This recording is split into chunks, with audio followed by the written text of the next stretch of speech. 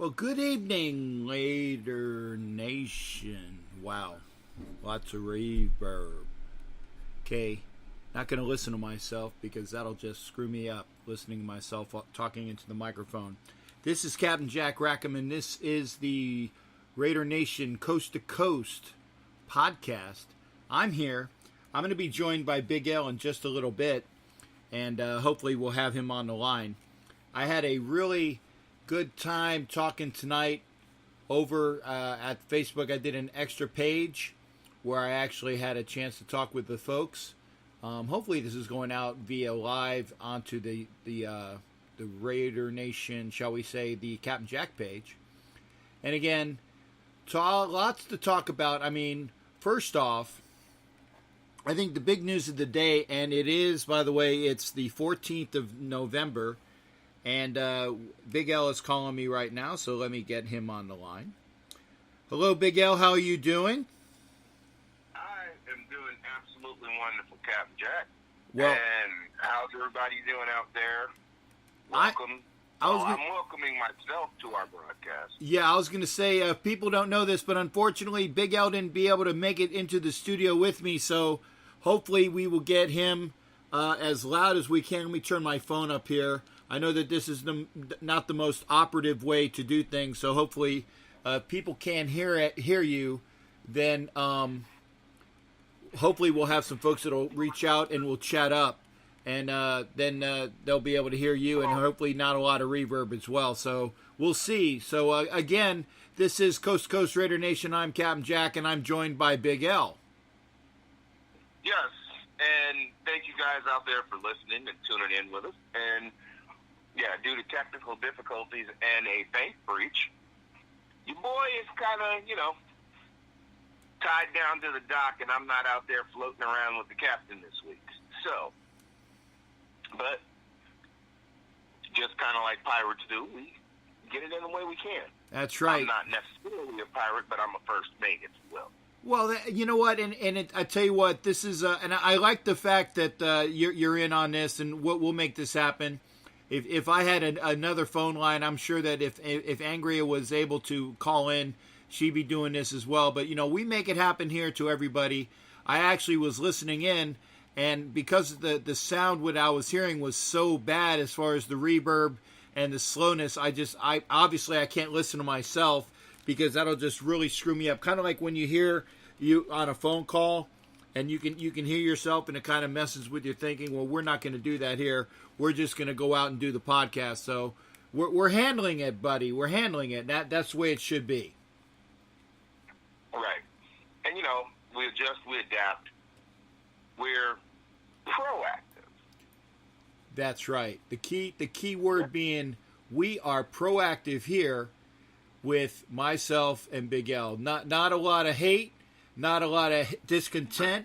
We're going to be as positive as we can be, but if there is a fecal matter to be polished, we're not gonna tell you that it's fecal matter polished. We're gonna talk about it, but we're gonna be real about it. We're not gonna be hating on it and whining and bitching and moaning and complaining. Like I said, it's always better to be proactive than to be reactive.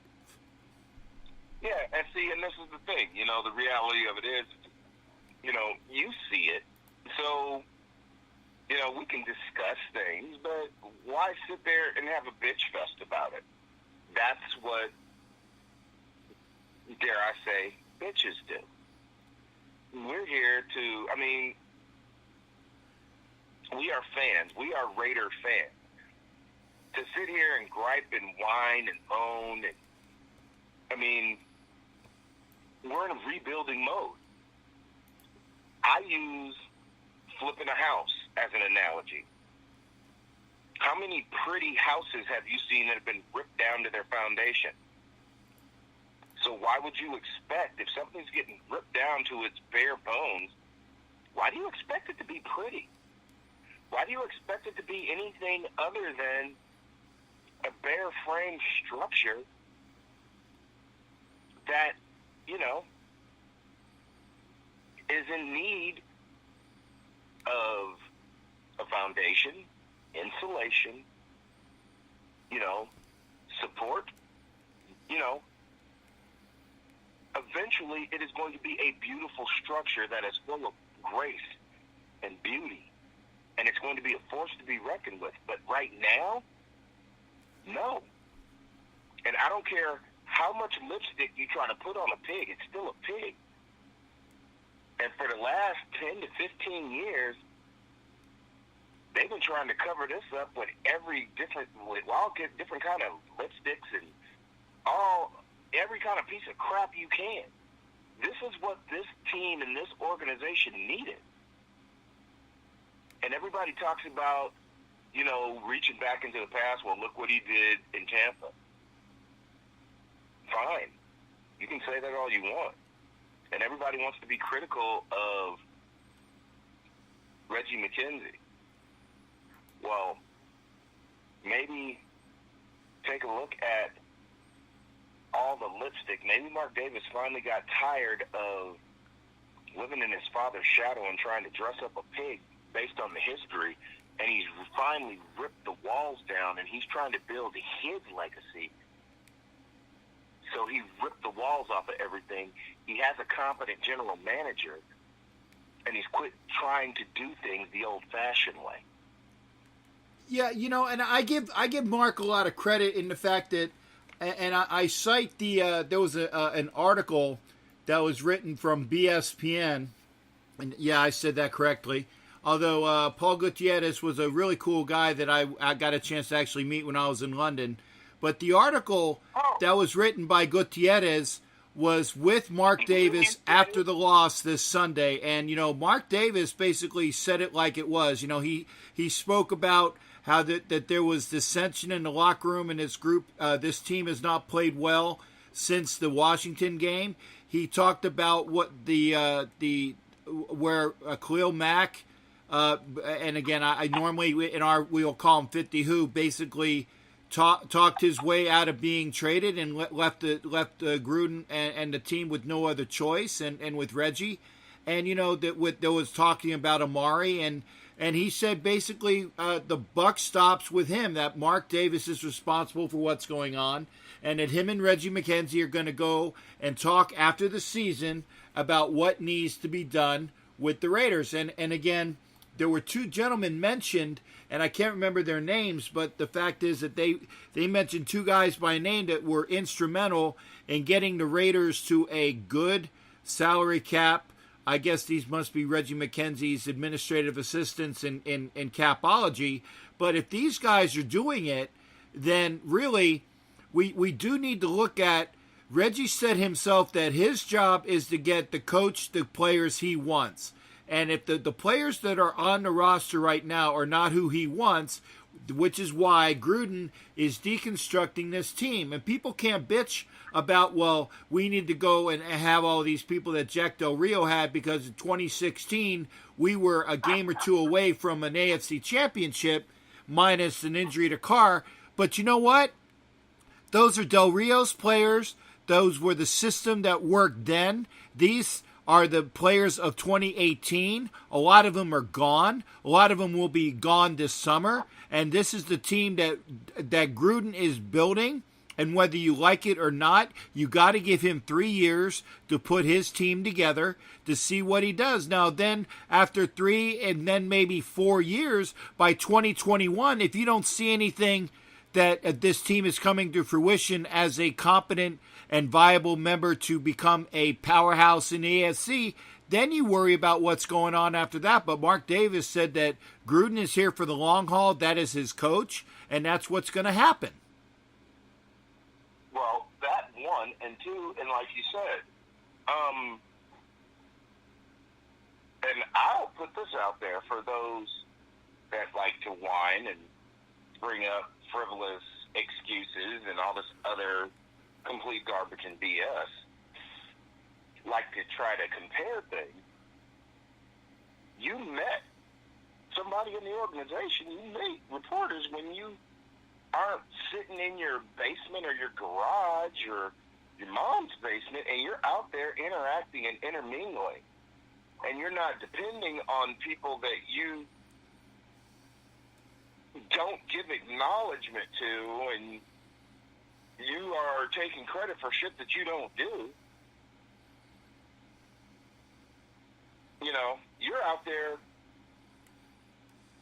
becoming known and doing the legwork and getting everything done. So, hate away. You know where we are if you really want to talk. Otherwise, stay in your hole in STFU. Meanwhile, back at the ranch, that's the last that I'll speak about it. Because your threats mean nothing. The team is bare bones. And like you said, yeah, you were a game away, but the other factors that never get put into context now is we're playing with a last-place schedule. There were every possible ray of light that could have been shown on that dog's behind back in 2016 was. We had lucky horseshoes, rabbit's foots, everything. And the key, the biggest key that nobody acknowledges, up until the play that Carr's leg got put on backwards, our offensive line had 0 injuries. Donald Penn, that Liz Frank injury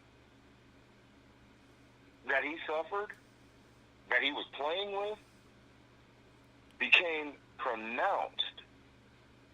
Basically, it became unbearable on that play. That was the first sack he gave up all year. And pretty much since that play, Donald Penn's been useless. Right, and that was basically his swan song injury. I mean, if you don't, I know you remember this, Big L, but the Liz Frank caused basically the termination of Jacoby Ford's career. It is a debilitating career-ending injury, whether it ends your career right there or you linger on, but it will end your career, and that is effectively what has happened with Donald Penn. From that point on, yeah, he had a camp holdout the next year. He got a bigger contract, and he learned, and that was the one thing, he learned that he needed to be in camp to at least get to the negotiating table with Reggie. He did that. He got his contract. Whereas another person did not even go to camp, and that's why he has been traded for 2 first-round picks and plays for the Chicago Bears. And again, his cohort in crime is now playing for the Dallas Cowboys because A, they both have the same agent, and B, said agent said he was about ready to use the same playbook against the Raiders next year. So that is why 50 Who is gone. That is why 80 Who is gone. And this team is different. Donald Penn has played his last game as an Oakland Raider. Guaranteed, bar none. That's just the way it is. Kelechi Osemele, who has been injured off and on that season, I doubt very seriously whether he comes back next year, and he's definitely not coming back at $10 million per. He either comes back at a reduced rate or he is gone in my mind. Gabe Jackson at 7.2 might be asked to renegotiate. Rodney Hudson is on a good contract, and we can probably keep that, but we're going to have to look at the guards and the center in a couple years. They're going to need to build inside out for this team to go anywhere. And as I've told people before, John Gruden is a coach that likes to have veteran quarterbacks. And whether that veteran quarterback is on this roster right now in the form of Derek Carr, or is it on the roster right now in the form of A.J. McCarron, or it's not on the roster and it shall be formed in the off season, remains to be seen. Derek Carr, when he has had the time to throw, has not been very as pronounced as he was in 2016. He's playing scared. There are a lot of things that are in between the ears right now. And I tell you, the very play which epitomizes where Carr has gone since last year was the 4th down play this past week where it's 4th and 5, you're down 2 touchdowns, and Derek Carr, throws it at the feet of Richard coming out of the backfield. Yeah, he was under pressure, but he had rolled away from pressure. He was able to throw a pass. And what did he do? He threw it at the feet of Jalen Richard. That tells me all I need to know, that Derek Carr is shell-shocked. He needs to have a psychiatrist, a psychologist, a sports shrink, a voodoo guru, something to help him out. And until such a time as he gets an offensive line that he is going to be confident with, he's not going to be the Derek Carr of form. 7-9, 6-10 could have just as easily been 2016 that 12-4 the Raiders were, and it's because Derek Carr made at least 7 game-clinching plays with the help of a receiver in order for the Raiders to win those 12 games that year. Yeah, and that's primarily, and people will always bitch and moan about, they talk about, well, the $125 million, he earned that contract with his play. That's what people always, they want to bitch and moan about because they forget how great he played that first year and a half. He did that behind a wall of humanity because he never had to play behind a shitty offensive line until after he came back. And that offensive line was a shell of what it was the first 2.5 years he was in the league. 1. And 2, I completely concur with you. That 4th and 5 play, there was a time where Derek Carr he may have even gotten sacked on that 4th down play because he would have attempted to avoid that obvious blitzer that ran through whoever tried to block him like butter. He would have done something to try to evade the rush. Or he would have threw an errant pass in an attempt to try to do something. We're down by 2 touchdowns with 5 minutes left in the game. Do something. Yeah, I mean, there are 4 things that could have happened. 2 of them are very good. And 2 of them being very good is, 1, you get a completion, or you get a defensive pass interference, which means that you get a new set of downs. You get an incompletion, which is what he did, or you get an interception, and at that point, who cares? So Derek Carr throwing it at the foot means that you just threw up the white flag. You don't care. You're not playing the way you should be. Well, you get an interception, which, I agree. Who cares? You do something in an attempt, and you get an incompletion, which is, okay, you put forth an effort. Or you do what he did, which is you just fucking give up. Freaking give up. I'm sorry. You just give up. That's what everybody's so dead, freaking sick and tired of. Dude. Yeah. You're giving up. And that's where that ideology that everybody has given up comes from. You are the head of the snake. And it hurts me to use the term snake, given the fact that the snake was my favorite Raider. Yeah. And I tell you, that's a great segue right there as well, because there are reports that one of the Raiders, who shall remain nameless because he wasn't named, although there have been people that have named him after I said this, said, pushed by reporters saying, I got to get the F out of here. Pushing by reporters at the end of the game. I got to get the F out of here. And I don't know if you know this, El, but apparently it's been rumored that player is Jared Cook. Oh, I thought it was Jordy Nelson. No, I don't think it was Jordy Nelson. I think it was, I've been told it was Jared Cook. Now, there have been rumors that Jordy Nelson was going to retire immediately after the game. It is still Wednesday. It is, in fact, it's a Wednesday at 11:27 p.m. on the East Coast, which means that, and I'm pressing auto refresh on the page that I go to for most of my Raider news, and lo and behold, there isn't any new threads stating that that Nelson has retired, that has submitted his paperwork. So for all those saying that Jordy Nelson was effectively gone, well, it hasn't happened as of yet. It has been stated that it was Jared Cook that said, I need to get the F out of here. If you're saying it was Jordy, then that's what other people have speculated at, with the fact that they said that he was immediately going to announce his retirement. Again, here's a win-loss, okay? Jordy Nelson, which I think was signed for 2 years at $14 million, don't quote me the exact numbers, is basically playing on a $7 million per year contract. I'm not sure how much of it was guaranteed or not.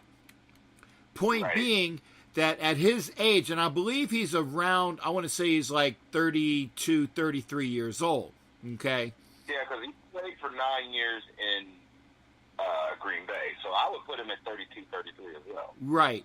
So the fact that he is coming over as the quote-unquote the graybeard, yeah, I wish I could say a 33-year-old was a graybeard, but in NFL years, kind of like dog years being different, in NFL years, that is a graybeard. Jordy Nelson did the 2-year deal. I don't think that there is any cap hit for him if he is cut after this year. In fact, if anything, that's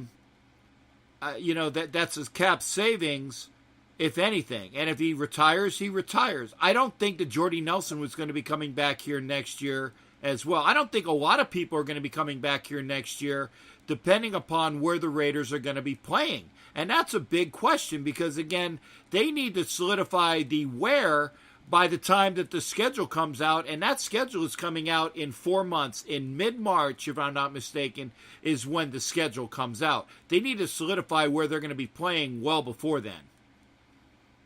And see, and I agree. And the other thing I also think and feel, in all honesty, is this.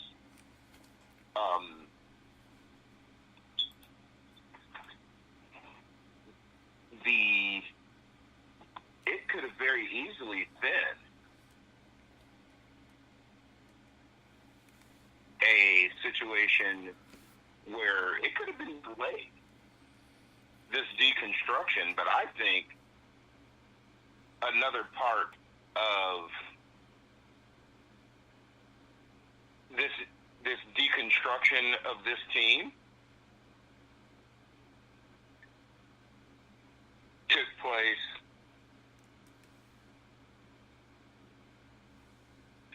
for this primary reason. Because of the way that he was treated by the city of Oakland, the way he was depicted by the so-called Raider fans in Oakland.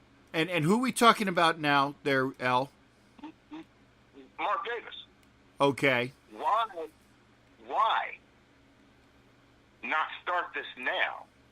So when he hits the ground in his hometown, in his home stadium, in the stadium that's built and dedicated to his father, the home of the Raiders, the home that Al Davis wanted, this crown jewel that he felt that his organization deserved, that's finally built. Why not? That place that dedicated their efforts and finances to the Raiders, why not give them the beginnings of a new dynasty? Actually, I'm sorry. Why not tear it down in Oakland to rebuild it for Vegas? And that's the other thing, is the fact that Oakland has had not just one time, but twice under the first Al Davis, shall we say, era, the dynasty of Al Davis. He moved from Oakland because Oakland could not do any improvements to the stadium. So what does he do? He goes to L.A. He goes to L.A. under the auspices that L.A. is going to build him a new stadium. They said, well, chill out in the Coliseum. We're going to get to that. It never happened. Hell, he almost went to Irwindale And boy, I can't wait till I find my Irwindale Raiders pin, because that is a collector's item. I don't remember where the hell I put it, but it's here somewhere. But Irwindale chalked up some money for Davis to build that stadium, which never came to fruition. And then he went back to Oakland, because Oakland City Council and the politicians said, oh, we're going to build you a new stadium. We're going to do that for you, but we're going to start with improvements to the Coliseum. We're going to build Mount Davis, what it's called. And that's been the only thing that's been done in, 20 years? And since the mid-'90s has been the building of Mount Davis, which isn't even used on the top. So nothing has been done. It's been lies and lies and lies. Sorry? It's had a top on it. Other than the first 5 years, it's been covered. Right. So he left because they were going to do expansions and all this to the Coliseum. And then the city of Los Angeles petitioned and got the Coliseum. Coliseum became a National Historical Monument. You couldn't touch it. You couldn't touch the facade. You couldn't do anything to it. So then that screwed that plan, because actually the plan was to tear the Coliseum down, everything except for the pillars at the west end of the stadium. They were going to basically implode it and build a new stadium. That got blown to bits, which is why the Coliseum still stands the way that it does.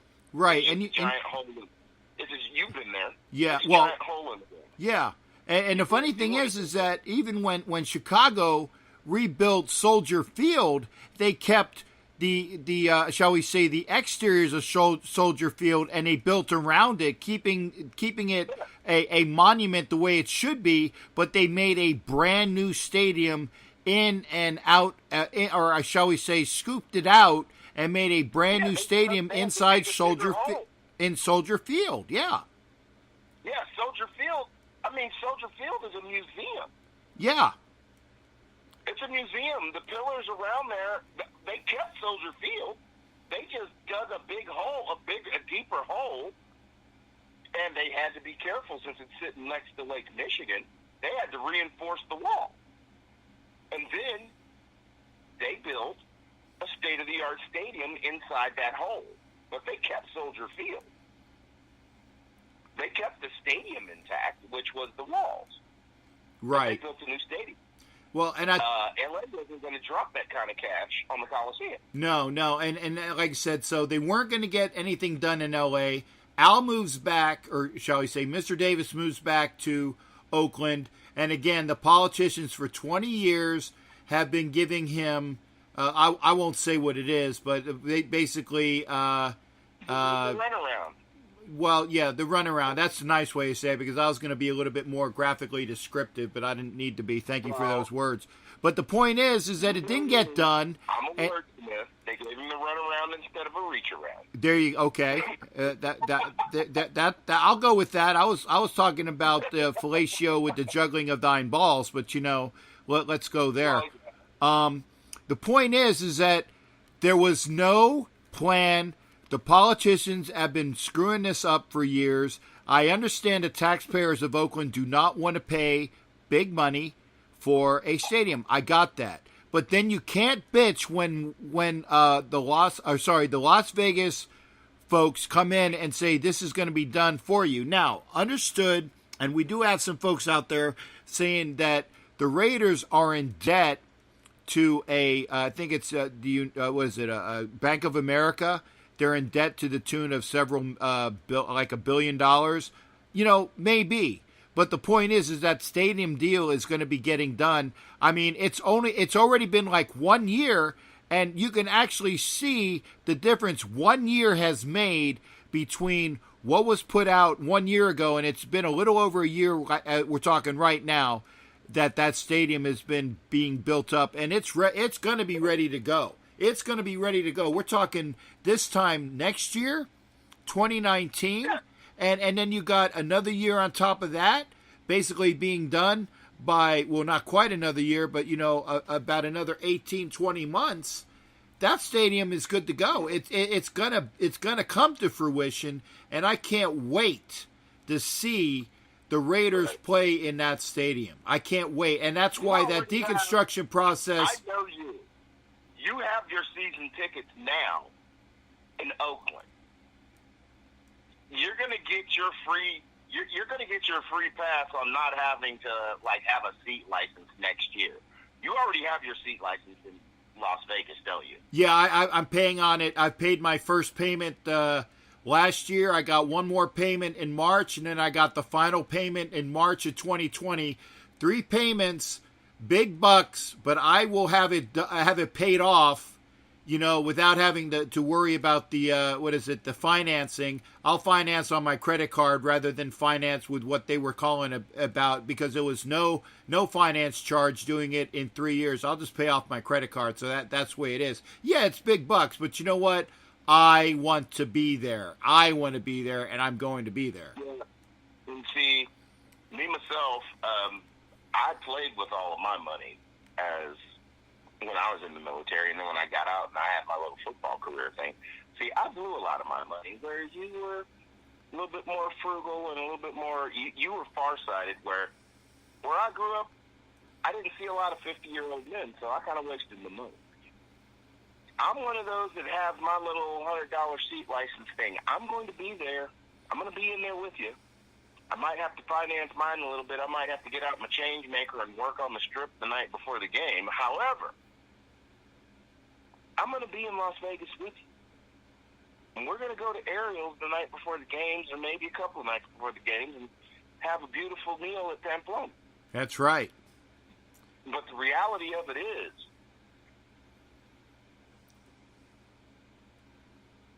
we, as Raider fans, lifelong, 40 years strong, we've sat around and waited for most of our lives for what we're about to get delivered to us in Las Vegas. So, for all you people out there that are going to discontinue your affiliation with the Raider organization because of where they are going to be calling themselves home, shame on you. Because it's not about where they are. It's about who they are. They're Raiders. I tell you, and that's a great way to wrap up this one segment, Del. But I tell you a couple different things that I want to talk about as well. It's first off, it's the elephant in the room. Le'Veon Bell is skipping this year.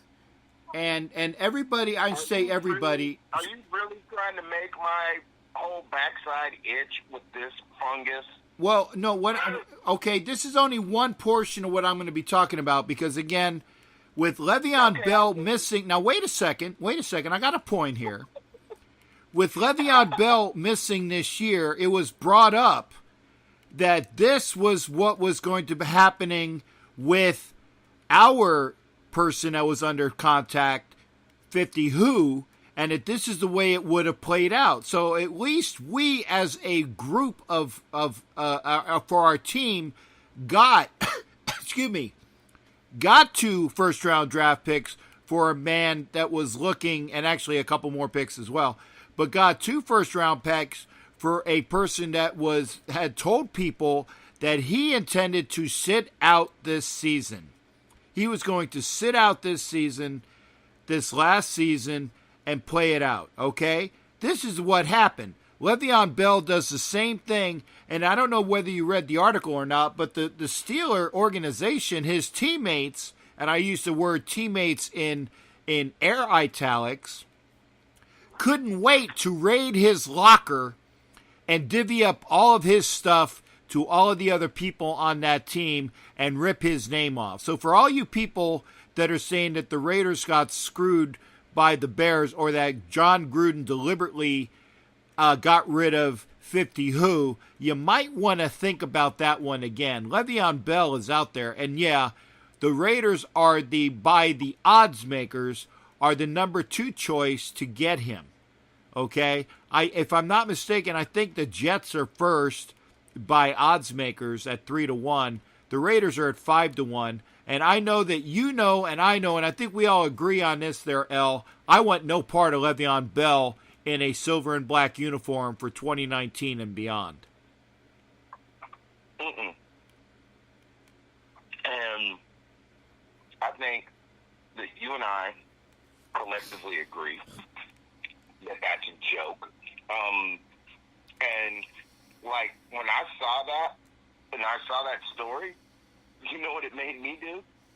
It caused me to laugh because I'm like, that's some old, like, gangster 1970s crap that went on in that locker room. Because, can you imagine? It's like, oh, so you want to think about yourself? Okay, you go right ahead. Well, this is what we're going to do. They probably just gathered around once they got the report, and probably, you know, player personnel director came in and said, oh, he's done. He's not going to be back, and we're not going to sign him. And so it was like, oh, really? So what we got to do with this? They probably took all his crap and didn't even divvy it up. No, play They took it. Yeah. Play. They took it first come, first serve. You fit this? Nah. You fit this? Nah. Took it straight down to the Boys and Girls Club. Or took it to some little home, divvied it up, gave it away, or took it to a bonfire. What they want with it. No, I actually, like I said, a lot of the players got whatever remnants of the equipment that was there waiting for them. The rest of the stuff, basically, whatever was in that locker was bare bones by the time it was done. Whether, you know, stuff is going to be sold on eBay, whether it was people that are taking it up to sell for people to want to burn. You know, the fact that the nameplate was off the locker, and all Tomlin kind of does is say, and you know, the Steelers are rid of a big cancer on that team, and that's one of the reasons why I don't want to go and proactively, and there's the word of the night, proactively seek out a cancer to put on my team no matter what the price is. However, unfortunately there, L, I'm not the coach. I'm not the general manager. So if John Gruden wants to put up with that, you know what? I will, like I said, begrudgingly have to support it. Like I begrudgingly had to support and really came around to liking Marshawn Lynch on this team. And I did. I came around on it. I wasn't real happy about it to begin with, but I saw how hard he was playing.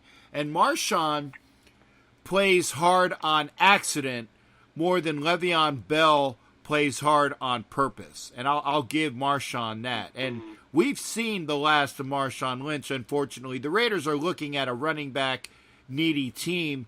And, you know, whether it's Warren on the injured reserve coming back next year, it's definitely not going to be, well, I shouldn't say definitely, but odds on Doug Martin's not going to be there next year.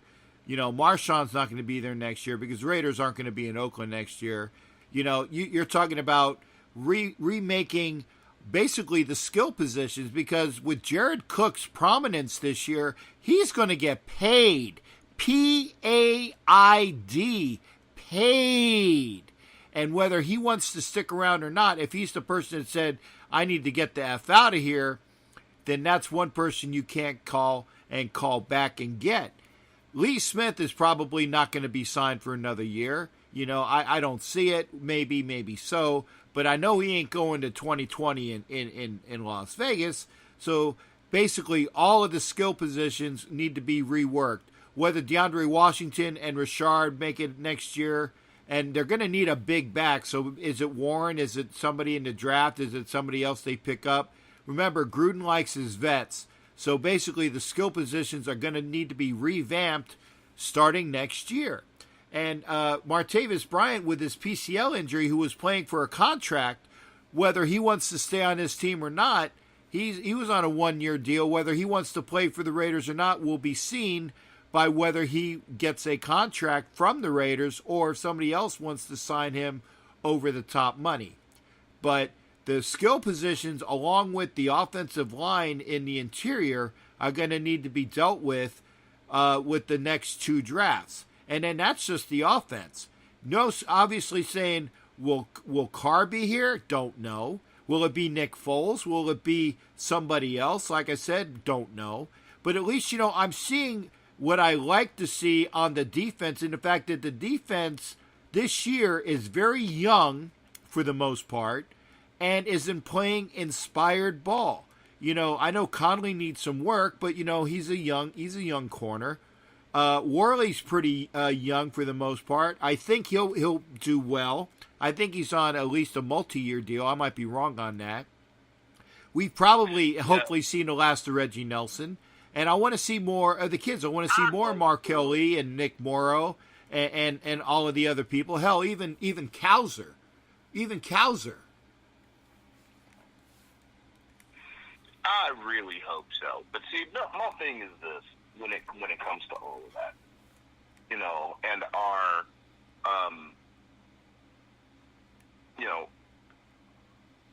Jared Cook's not going anywhere. He can say he wants to get out of here, this, that, the other. He's a primary target. Right. But if he doesn't want to sign, partner, you're going to, depending upon if he wants to be in a toxic locker room, if the locker room is toxic, you're going to need to do what the Raiders had to do in days of old when they had these players that they had to overpay in order to play there. See, and that's the thing. We've already shown that they're not going to overpay anybody to be here.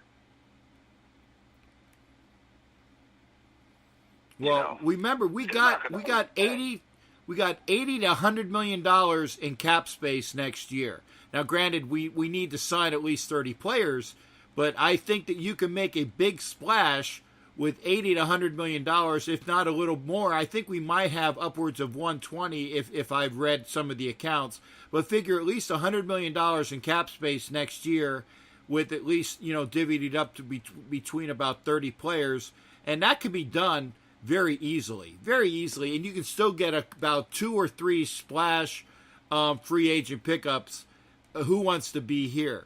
If John Gruden is right, and I think he's actually just being a bold-faced liar here, but that's just me, saying that people are calling him every day that want to play for the Raiders, I don't know whether he's so full of it that he can't see past his brown eyes or what. But hopefully there will be such a time that people will want to play for the Shield, will want to play for the Cross Swords, will want to play for that name and that pirate. I'm hoping it starts next year. I'm hoping that basically this enema that has been given to the Raiders as a franchise will reap the benefits of the colon cleanse that is the season of 2018.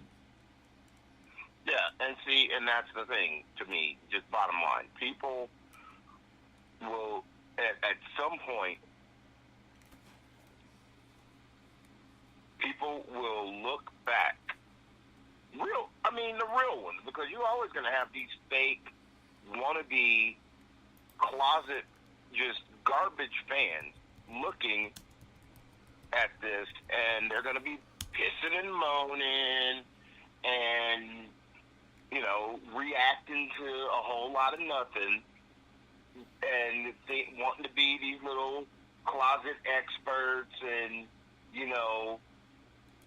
garage door GMs and mama's basement general managers, and what can we do to fix this? Evaluating transactions that are basically transactions to just fill roster spots to get through a season.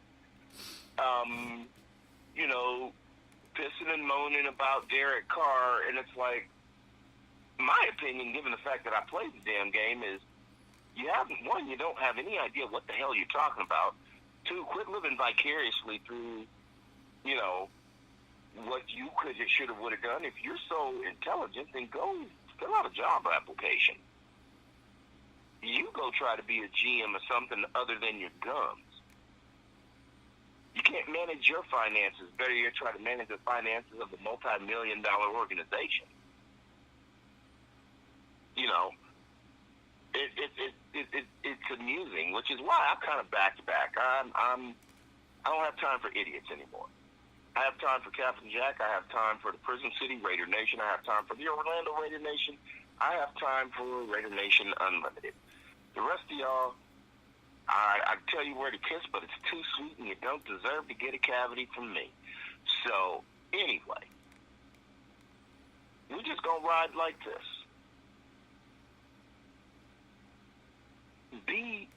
Loyalty does not require all this pissing and moaning.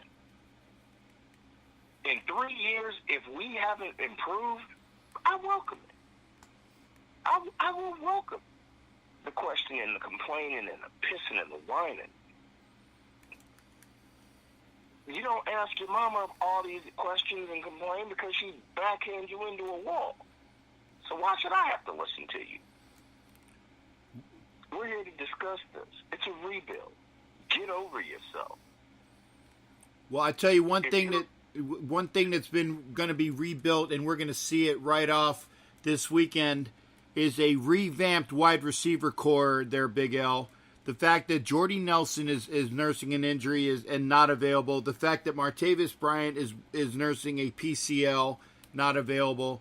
The fact that the Raiders' number one receiver right now is LaFell, who is a good number two, but has been thrust into the number one position because, A, he catches the balls and he goes across the middle and goes for it. So that's our number one receiver. You got Seth Roberts, you got Dwayne Harris, but that's all you have. And now you have the first game, and I'd love to see how he does, in Marcel Aitman, who I was very happy that we got a chance to at least keep on the rosters. I thought he would have been gone.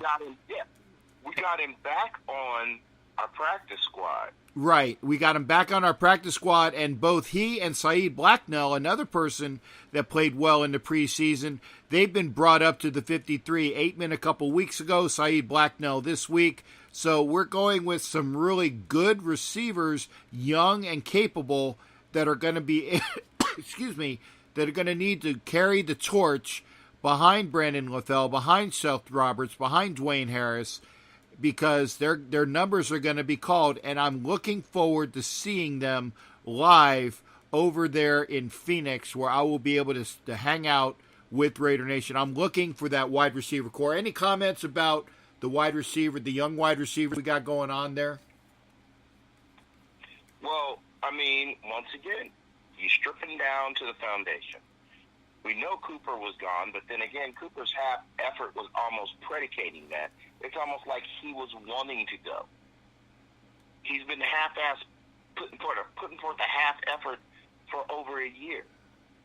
And then he gets to Dallas, and all of a sudden he's reinvigorated. I mean, come on, reinvigoration, half, because the effort's half. So whatever. Of course, you're going to look a little bit better because your quarterback's getting a little bit more time. But now, if you had a real quarterback there, you'd be doing a whole lot better. I mean, Derek Carr looks a lot better when he gets a lot more time. So everybody, oh, look, here's his talent. Shut up. Because you're only looking at one side of the equation. You're only looking at one side of the coin. Idiots are always going to expose their lack of intelligence when they open their mouths without looking at both sides of the coin. As far as our young receivers, it'll be nice because a good portion of our cancer was in the receiving room. Seth Roberts, fine. I mean, give him an opportunity. He's been buried behind names for 3 years. He gets spot action. I think Martavis Bryant, again, was another one, even in Pittsburgh, when he could be on the field because of his suspensions and his issues getting on the field when he was eligible, he was okay, but he was also spot because of his, issues with play retention, and he's just a flyer, But they had Antonio Brown, and they had other receivers out there, so his problem was a talent issue. There was a lot of talent, so he was kind of like Pittsburgh's version of Seth Roberts. When he was starting to get on the field here after the herd got thinned out, Martavis wasn't bad. And he was actually not having a bad game last Sunday when he got hurt. Now, about the people bitching and moaning about Jordy, the youth was basically passing Jordy by.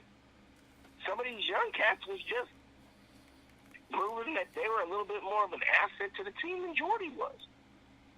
So he can be mad if he wants to. Sorry, Pimpin'. If you aren't going to be as effective as the other guys, then you get to ride pine.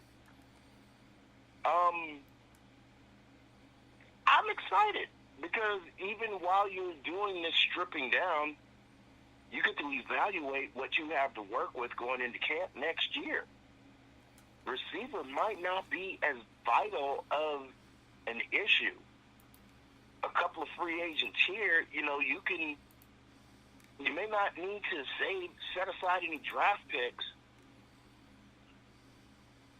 Wide receiver might not be as big of a priority in the draft if you already have draft talent on your practice squad that's already been here getting seasoned for a year. Actually, so you can take those late round draft picks to draft something else to develop instead of a wide receiver. I agree because again we have some young receivers in who we have, and whether we and I hope we give another chance on Bryant maybe for another prove it deal, But I like Aitman. I like Saeed Black. Now I mean these people aren't household names, but they showed a lot of ability last year in limited time in preseason. But you know what? I think that they can do well. I think that they can do well going into the game.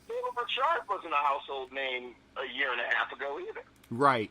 And I like Jalen, and like I said, I'd like to see more of DeAndre Washington. I'd love to see more D-Wash. And, I want to see what we have available. D-Wash was hurt, and then the way that the season unfolded, there's no rush to bring him back out into this crap.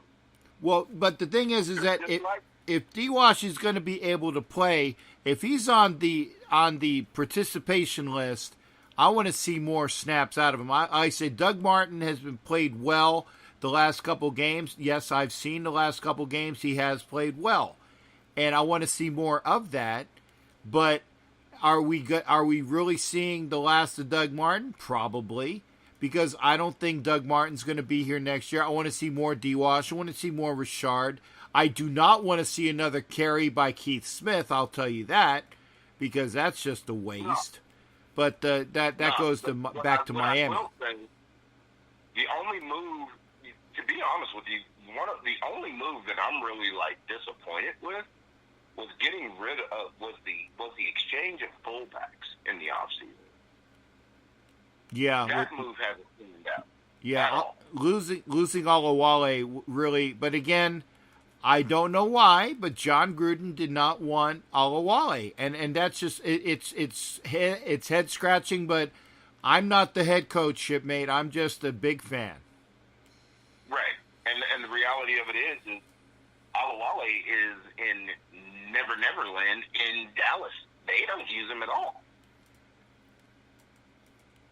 I haven't seen him used at all in Dallas.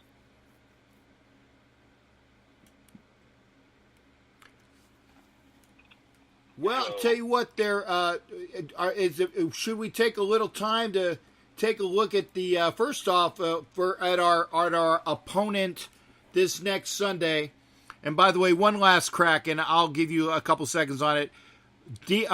Roughing the passer on Hankins? Are you effing kidding me? want me to go. Look, we'll have to. You'll have to find a dump button. Okay, because that, I mean, You talk don't want about me to go there. talk about a BS call. I mean, just me saying that. Oh man. Okay, let's go to Arizona, and I tell you, one familiar face that's on the opposition in Arizona is that David Amerson, late of the Raiders from a couple years back at cornerback. He signed a deal with the Cardinals, so they probably signed him for any sort of information that he can give them on the Raiders. They don't need any information from Amerson. The Raiders are pretty much giving them enough game tape about how bad that they are. But remember, this is the Arizona Cardinal team that barely beat the Niners, that got whooped by the Denver Broncos. I believe the Broncos dropped 45 on them, if I'm not mistaken. So, again, this is a winnable game. If Emerson is on that squad, if he's near the field, if the football is like.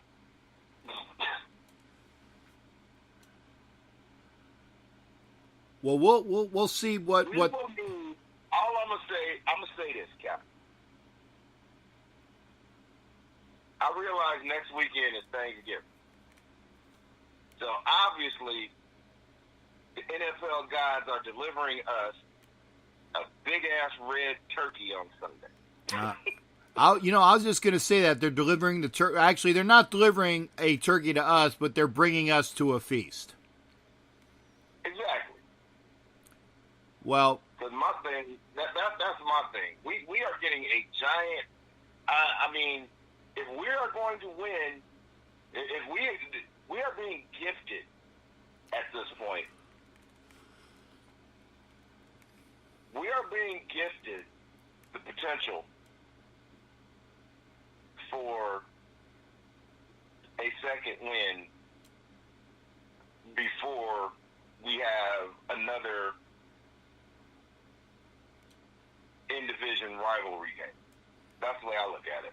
Well, we show up in rivalry games. Right. As long as they're on this continent. Right. And that's next week. That's for a conference rival in Baltimore. But I tell you, Arizona, let's go over the injury report. Granted, it is Wednesday, and, people don't really get all huffy and puffy until you see the injury reports for Thursday and Friday. But some of the stars, for my goodness, Phil Dawson is still kicking for the Cardinals, and he did not participate. Other people that did not participate was guard Mike Upati. Justin Pugh is out with I think it's an ACL injury, so don't expect him back.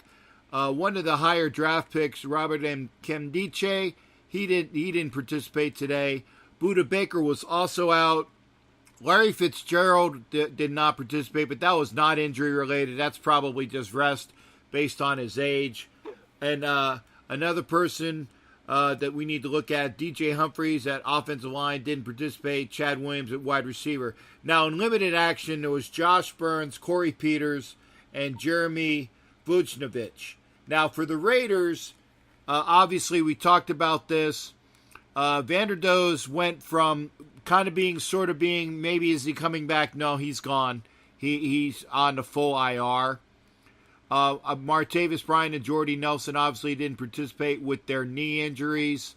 In limited practice was Garyon Conley, Rodney Hudson, who's been hurt all year, Kelechi Osemele, Kyle Wilbur at quarterback, and Worley was limited at corner. Full participation for the Raiders was Feliciano, Dwayne Harris, which is good because we need him. He's one of our healthy receivers. Gabe Jackson, Doug Martin, and Colton Miller, who was, again, good to see at full practice. This is a winnable game. This is a winnable game. I'm going out to see a winnable game. Will I come away happy? Yes or no? I give it to you, Big L. Is the captain going to be happy this week? I will venture out on the limb and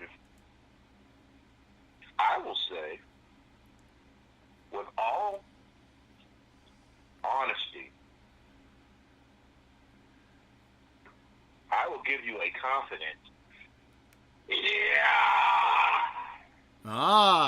So you're confident I'm going to give a victory yarg after the game?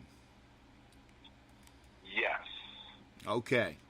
I think this is. I honestly feel like this is the one. I feel like this is the one. This is. I think this is the one that you're going to be able to call a victor.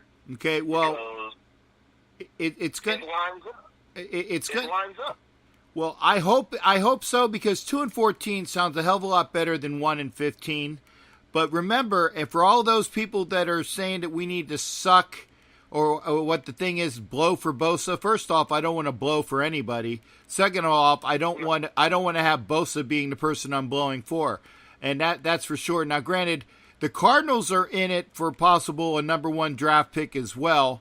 Again, if we beat the Cardinals, and that's good for us. I mean, the Cardinals, they have 2 wins, so they would actually have a higher pick if we were to beat them in the draft.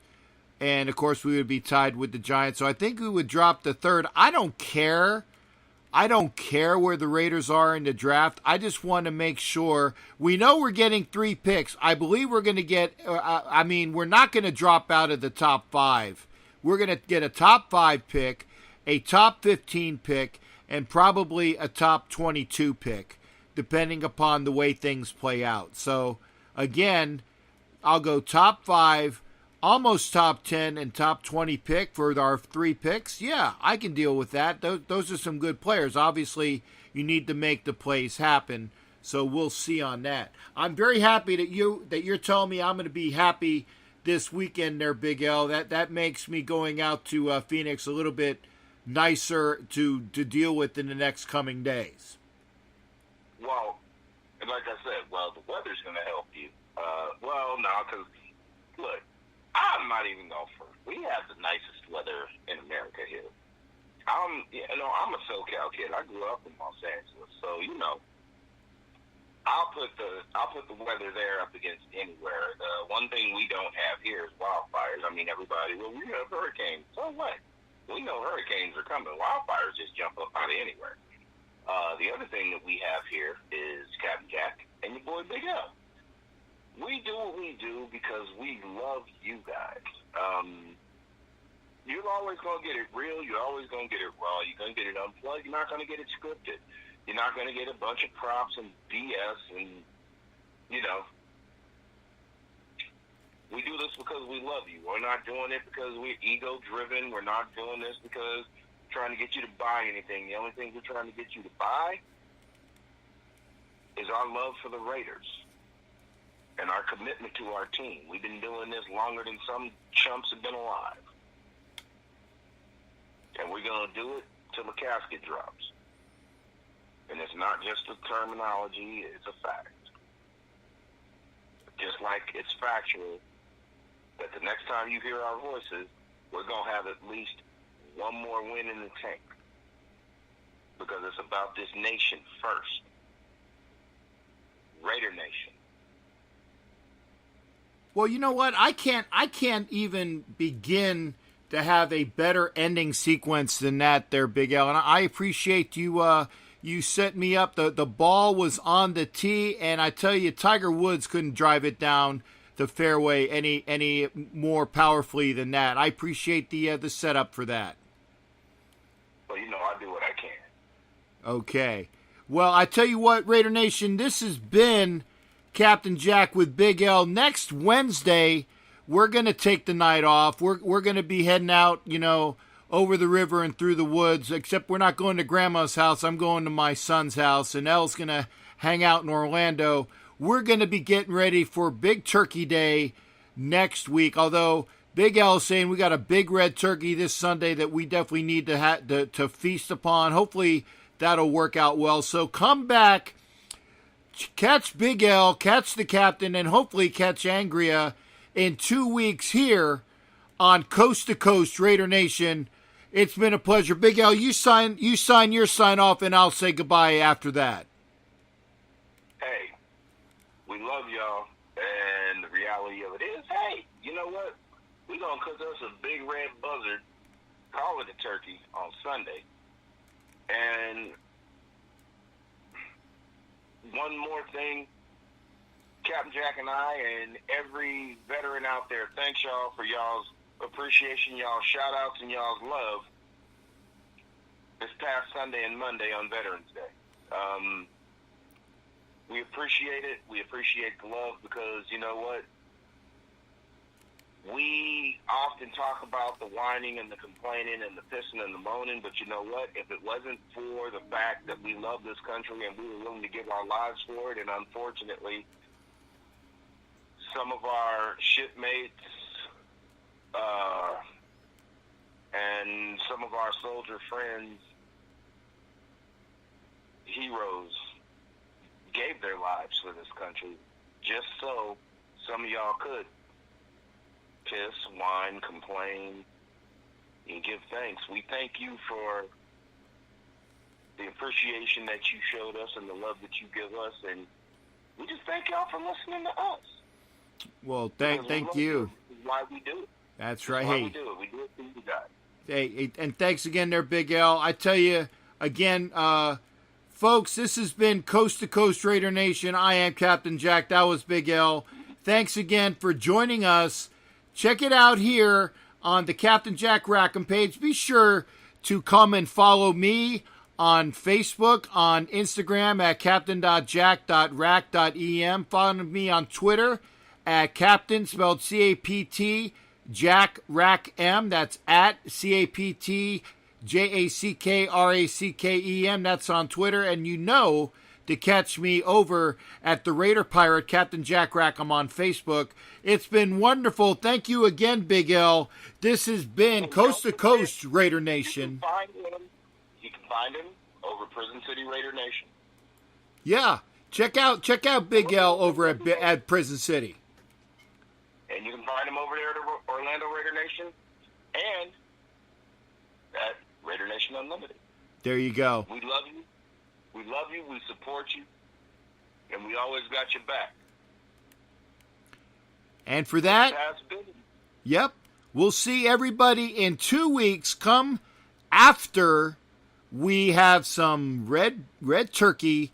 Then we're going to take the week off, and we're going to come back at you right in time to talk about our game against those other dirty birds, not in Atlanta, but the nasty ones in Baltimore. Come join us after that. This has been Coast to Coast Raider Nation. I'm Captain Jack. And I'm your boy, Big L. And we'll see y'all in 2 weeks. Take care, everybody. Raiders always. Catch y'all in 2 weeks.